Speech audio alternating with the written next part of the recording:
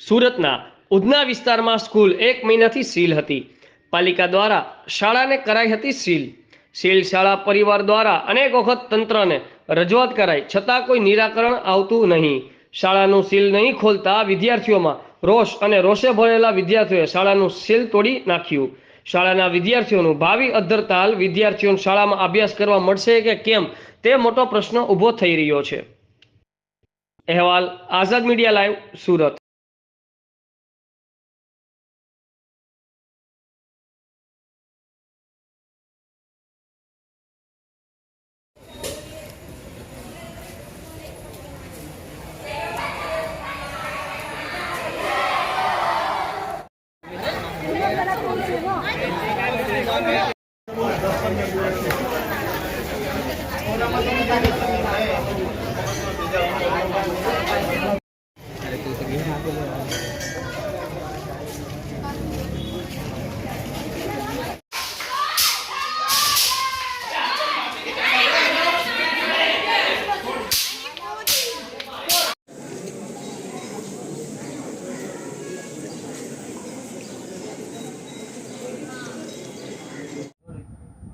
સાહેબ, આજે તે રીતનો મામલો હતો અને આક્ષેપ કરવામાં આવ્યો છે, તમારા તરફથી કહેવામાં આવ્યું છે શું?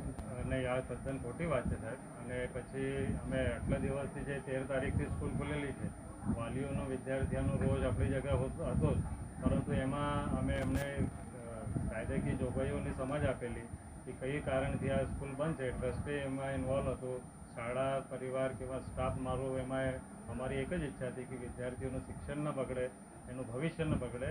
અમારી લાગણી એક જ હતી કે ભાઈ વિદ્યાર્થીઓને હિતમાં, એક શિક્ષણના હિતમાં શાળા ખોલવી જોઈએ. અને પણ એ પણ આપણું અમે કાયદાકીય રીતે જ આ સ્કૂલ ખોલવાની માગણી કરતા હતા. અને